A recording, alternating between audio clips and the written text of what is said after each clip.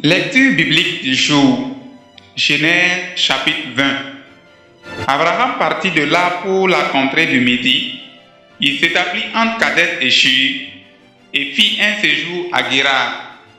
Abraham disait de Sarah, sa femme, c'est ma sœur. Abimelech, roi de Guérar, fit enlever Sarah.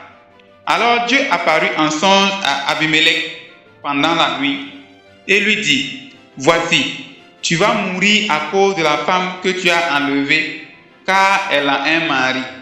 Abimelech, qui ne s'était point approché d'elle, répondit, Seigneur, ferais-tu périr même une nation juste?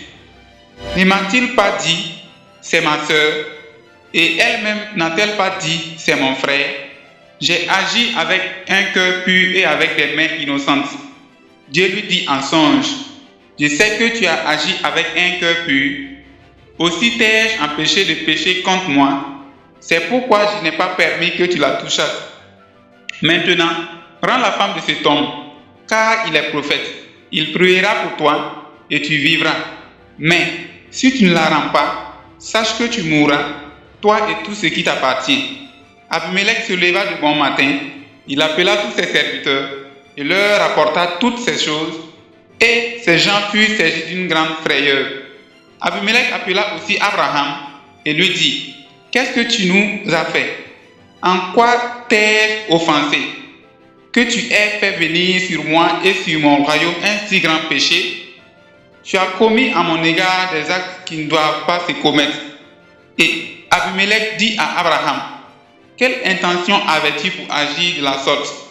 Abraham répondit, je me disais qu'il n'y avait sans doute aucune crainte de Dieu dans ce pays et que l'on me tuerait à cause de ma femme. De plus, il est vrai qu'elle est ma sœur, fille de mon père, seulement elle n'est pas fille de ma mère et elle est devenue ma femme. Lorsque Dieu me fit errer loin de la maison de mon père, j'ai dit à Sarah, voici la grâce que tu me feras. Dans tous les lieux où nous irons, dis de moi, c'est mon frère. Abimelech prit des brebis et des bœufs, des serviteurs et des servantes, il les donna à Abraham, et il lui rendit Sarah, sa femme. Abimelech dit, voici, mon pays est devant toi, demeure où il te plaira. Et il dit à Sarah, voici, je donne à ton frère 1000 pièces d'argent, cela te sera un voile sur les yeux pour tous ceux qui sont avec toi, et auprès de tous, tu seras justifié. Abraham pria Dieu, et Dieu guérit Abimelech, sa femme et ses servantes, et elles purent enfanter, car l'Éternel avait frappé de stérilité toute la maison d'Abimelech à cause de Sarah, femme d'Abraham.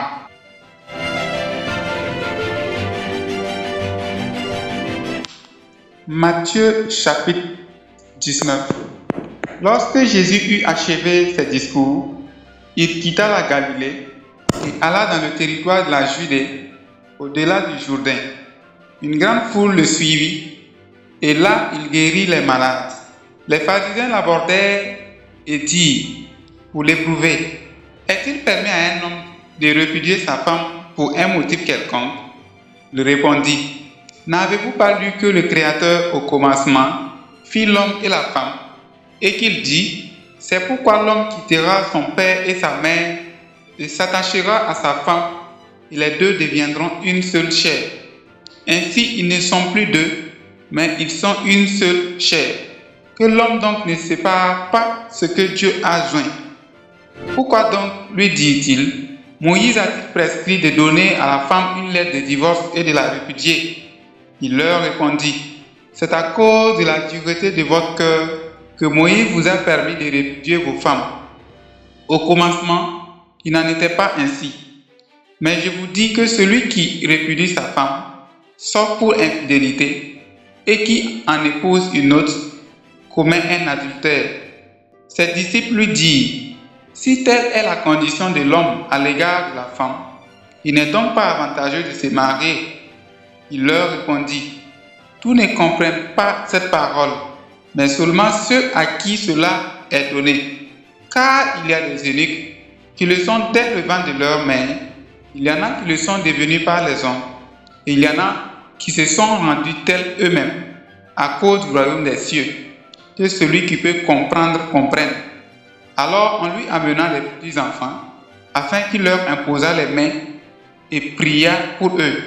Mais les disciples les repoussèrent. Et Jésus dit, laissez les petits enfants et ne les empêchez pas de venir à moi, car le royaume des cieux est pour ceux qui leur ressemblent. Il leur imposa les mains et il partit de là. Et voici, un homme s'approcha et dit à Jésus, Maître, que dois-je faire de bon pour avoir la vie éternelle? Il lui répondit, pourquoi m'interroges-tu sur ce qui est bon? Un seul est bon. Si tu veux entrer dans la vie, observe les commandements. Lesquels, lui dit-il?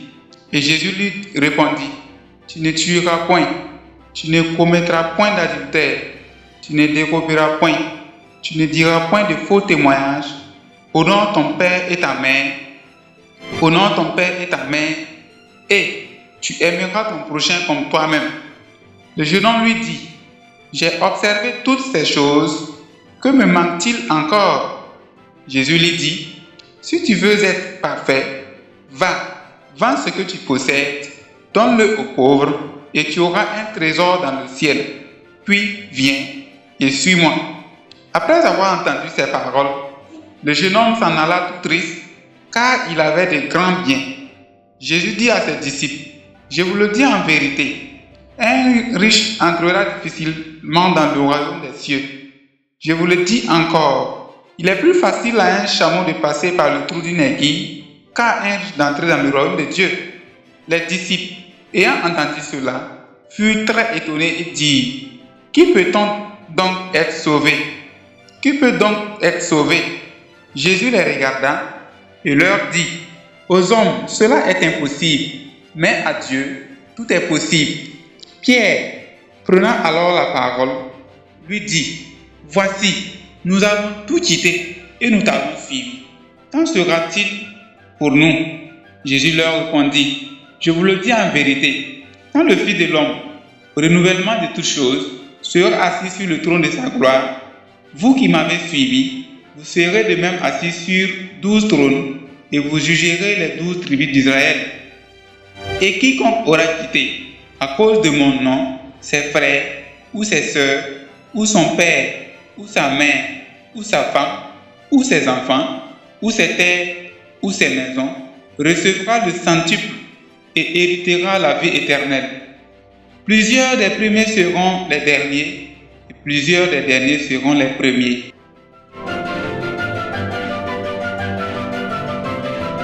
Nous sommes au terme de notre lecture biblique du jour. Nous vous disons merci pour votre écoute. Nous vous invitons à vous abonner à notre chaîne pour profiter des prochaines lectures bibliques. Et rendez-vous est pris demain pour une prochaine lecture. Que le Seigneur Jésus-Christ vous bénisse abondamment.